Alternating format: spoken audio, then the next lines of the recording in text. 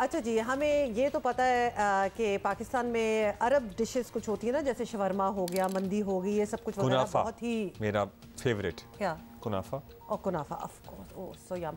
Anyway, तो ये सब कुछ बहुत मशहूर है, मकबूल है पाकिस्तान में। लेकिन सऊदी अरब में पाकिस्तानी डिशेस जो है ना, वो अपना एक इंडिविजुअल मकाम बना चुकी हैं। हमें उनके खाने पसंद हैं, उनको हमारे खाने पसंद हैं। और इसका एक सबूत ये देखें कि जद्दा में होने वाले एक इंटरनेशनल मुकाबले में पाकिस्तानी खाने बनाने वाली शेफ़ हिना शोएब भी पोडियम तक पहुँच गई। और वहाँ बहुत और मुल्क थे, और ऑफ कोर्स अपने मुल्क के अच्छे अच्छे खाने बना रहे थे। 19-20 मुल्क थे, और इन्होंने बड़े ही ज़बरदस्त, मैं कहता हूँ, जो ऑप्शन इन्होंने चूज की ना, पराठे और गोला कबाब, गलावटी कबाब भी कह सकते हैं, सैंडविचेस, जो कि ऑब्वियसली पाकिस्तान में बड़े मशहूर हैं।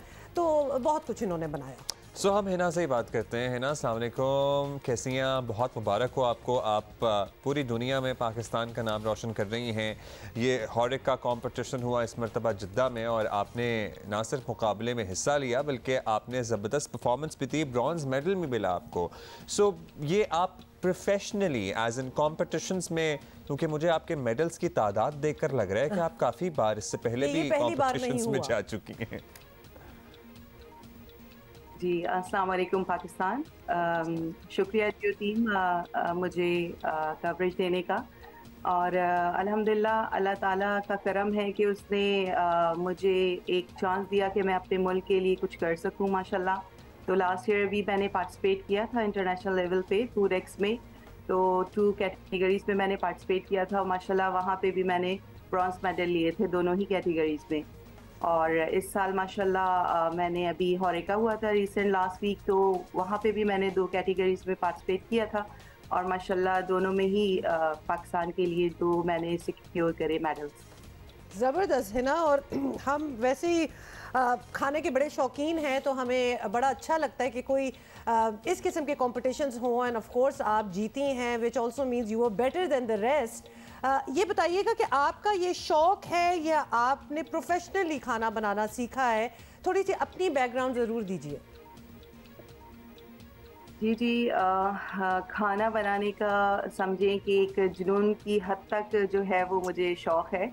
और ये शौक़ समझ लीजिए कि बचपन में जो है वो मेरा इंस्टीट्यूट, अगर आप कहेंगी, मैं वैसे कोई क्वालिफाइड शेफ़ नहीं हूँ, लेकिन मेरा इंस्टीट्यूट मेरी मदर थी जो कि हमें बताया करती थी या हम उन्हें देखते थे।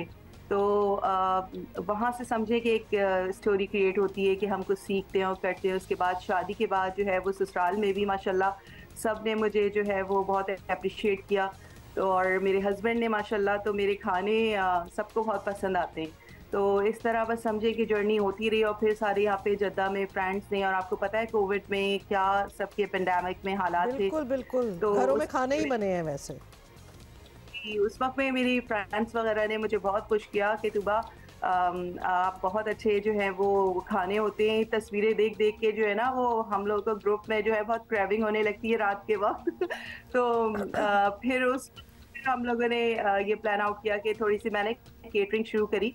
तो माशाल्लाह यहाँ पे जो है पाकिस्तानी हमारे जो कुजीन थे, देखा जाए तो लोग भूल चुके थे कि ये हमारे पाकिस्तान कुजीन है, क्योंकि आपको पता है फास्ट फूड का इतना ज़्यादा जो है वो इमेज हम सब बच्चों पे और बड़ों पे बन चुका है। तो मैंने यहाँ पे फिर इंट्रोड्यूस करवाया अपने सारे पाकिस्तानी खाने। लोग भूल गए थे कोफ्ता भी कोई चीज़ होता है, कि कोफ्ते भी बनते हैं। और इवन ये कि मैं ग्राइंडर में कोफ्ते या कबाब, शामी कबाब नहीं बनाती, मैं एक प्रॉपर तरीका सिल पे बनाती हूँ। और लोग उसे एंजॉय करते हैं क्योंकि उसका जायका ही और होता है। शामी कबाब जो सिल पे बना होता है उसका जायका ही और होता है। और मतलब कोफ्ते चीज हो जाती है। बहुत मेहनत तलब काम है वैसे जो आपने चूज किया है करने। अच्छा है ना, एक तो आपने जो अपने मदर को क्रेडिट दिया है ना, कि हम सारों की जो पहली इंस्टीट्यूट जो होती है, इंस्टीट्यूशन, वो हमारी माएँ ही होती हैं घर गृहस्थी में, खाना पकाने में। I totally understand with you. लेकिन ऐसे एक प्रोफेशनल एनवायरनमेंट में जहाँ एक कंपटीशन है, बड़े मुल्कों से लोग हैं, ये किस तरह फैसला आपने किया कि मैं क्या बनाऊंगी? क्योंकि माशाल्लाह हमारे खानों में भी कोई कमी तो नहीं है, सब कुछ ही इतना ज़बरदस्त वर्ल्ड क्लास है। और क्या इंटरनेशनल जजेस जहाँ मौजूद होते हैं, अपनी रेसिपीज को थोड़ा सा चेंज करना पड़ता है, ऊपर नीचे करना पड़ता है कि उनको वो लोग रिलेट कर सकें? जी, जी, ये बड़ा टफ कंपटीशन होता है और सारा हाज़िर दिमागी का यहाँ पे काम होता है।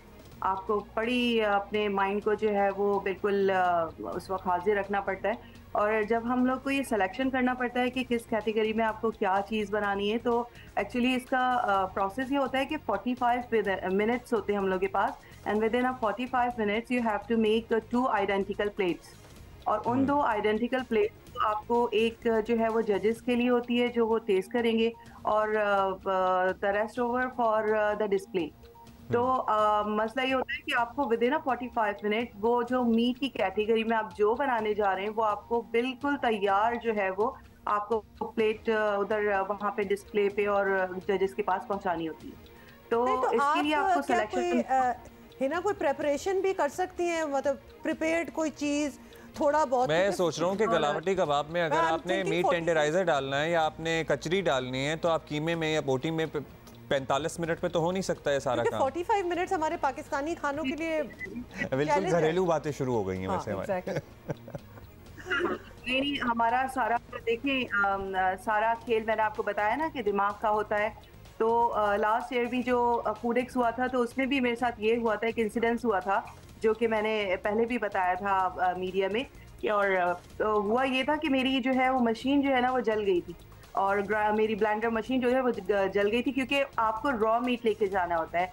तो मैंने गलावटी कबाब बनाए थे लास्ट ईयर।